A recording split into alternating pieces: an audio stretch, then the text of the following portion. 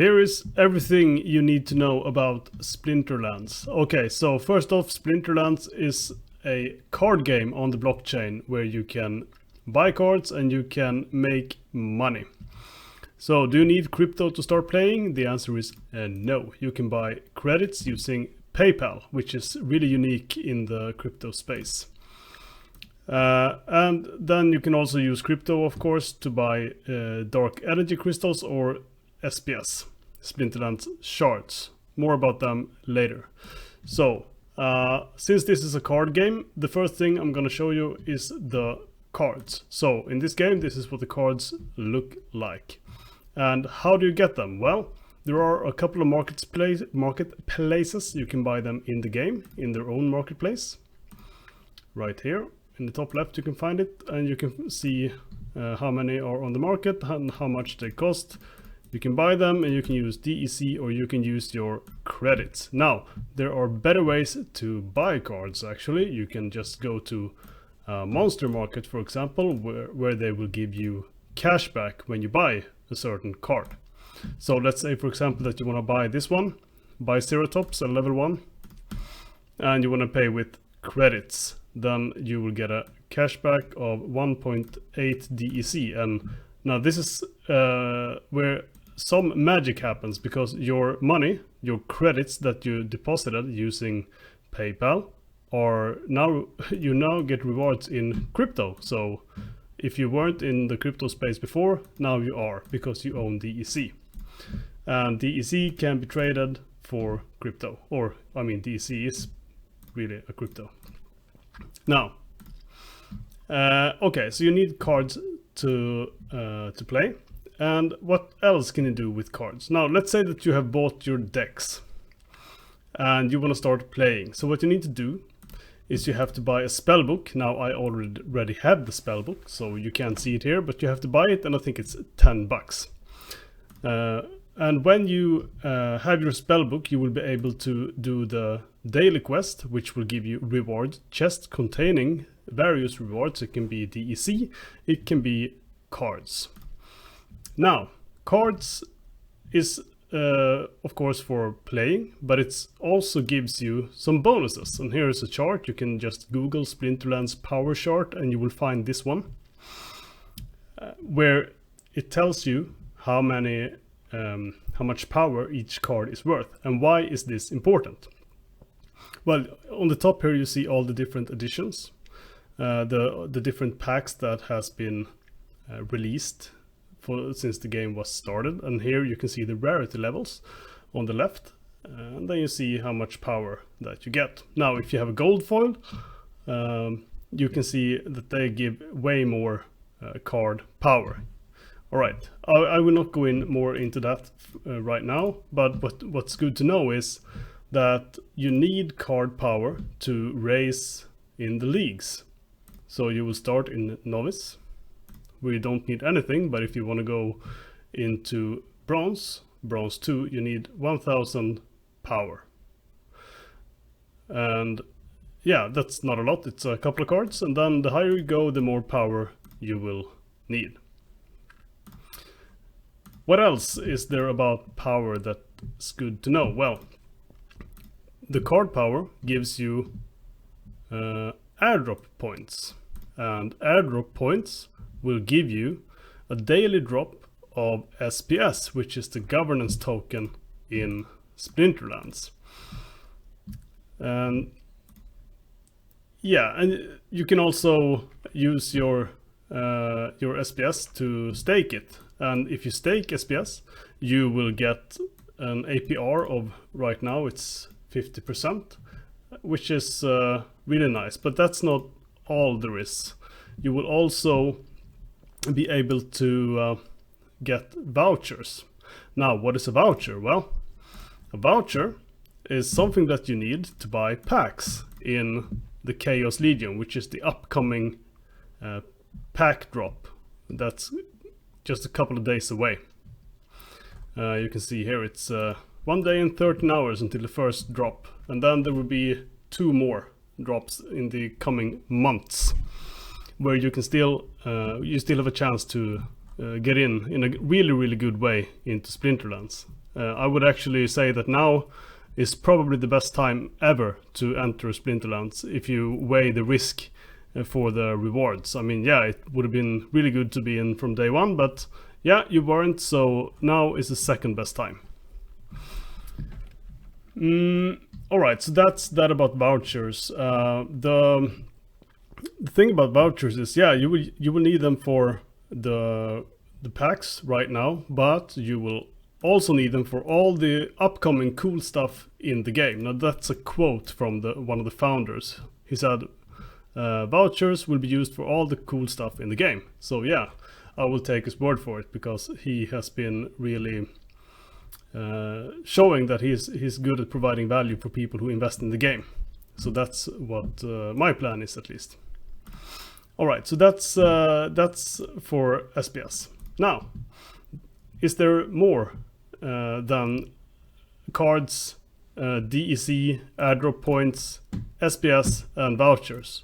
Yes, there is. Now, your cards, you can, if you don't play for a while, or if you feel like investing in a certain card, you can rent it out by going to Peak Monsters.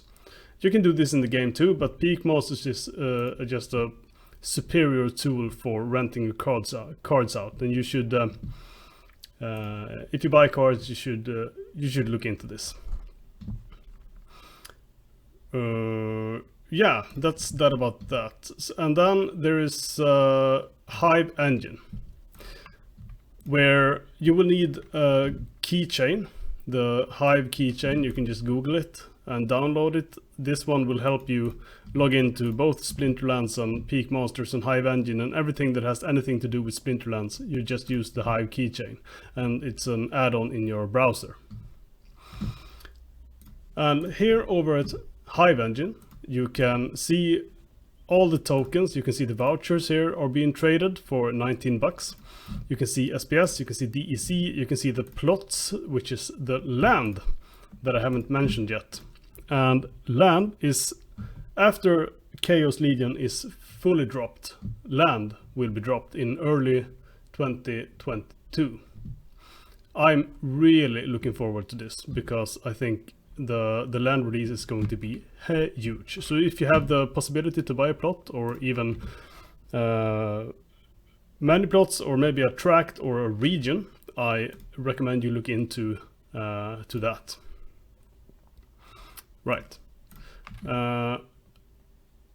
Yeah, I think that's what I need to say about that. Yeah, one thing about the CHAOS Legion drop is that you can buy a pack right now here at Hive engine, but I don't think it's, yeah, it might be a good idea, it may not be, because the packs that you buy in the game right here will provide you with airdrop cards that will drop once a month, and there's a total of 14 airdrop cards that will be given to people who buy the packs in the game. If you buy it off the market, you will not be able to get those additional cards. And from the earlier editions, the airdrop cards have proven to be some of the best cards in the game, so I wouldn't want to miss out on that opportunity.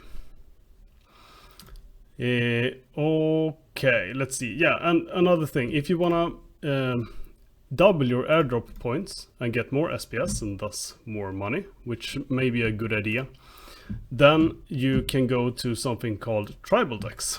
And here you can just log in with your Hive keychain, and you can add liquidity to the DEC and SPS pool.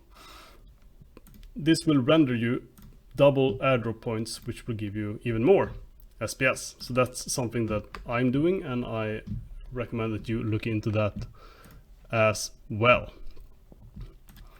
Alright, now another reason for staking SPS is to play tournaments.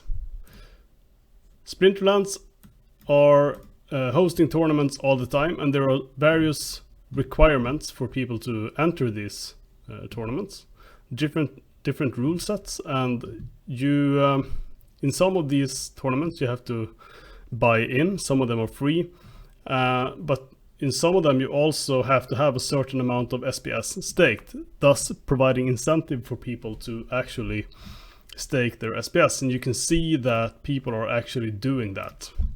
So here's the total supply right now of SPS. This is about 10% of what will ever be in supply. So we are still really early.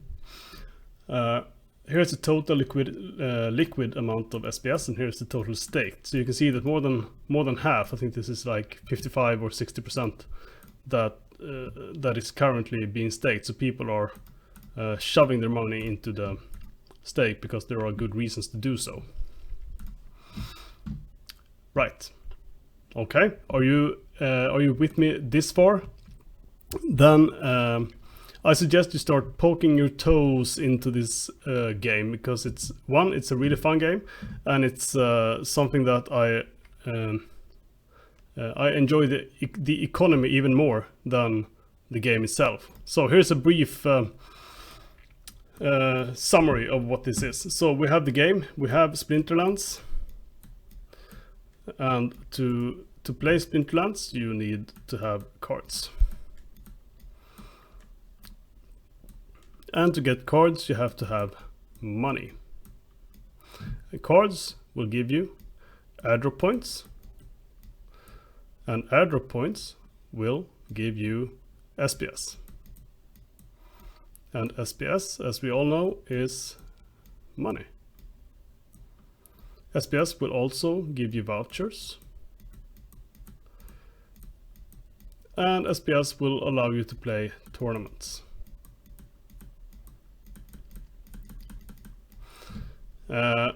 Right, and in Splinterlands there is also land that you can buy. Land costs money.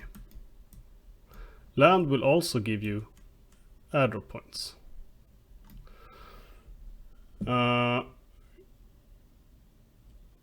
Yeah, and playing Splinterlands will give you DEC. DEC, Dark Energy Crystals. And Dark Energy Crystals will give you airdrop points, which will give you SPS. And let's not forget that Splinterlands is one of the few games in the crypto space that is actually fun to play. Right, so I think this is it's a simplification of how everything works here, but yeah, I think it's enough for new players to understand how all this works. If you have any questions, or if you want me to expand on anything, I would really like you to type in the comments below. Now, you might ask yourself, should I start playing this game or not? And I would say yes, you should. If it's just one game that you can play in the crypto space, it's this one. I think after researching for months, this is my high recommendations to get involved with Splinterlands. Alright, thank you very much for listening. Please subscribe, like, and I will see you in the next one. Bye bye.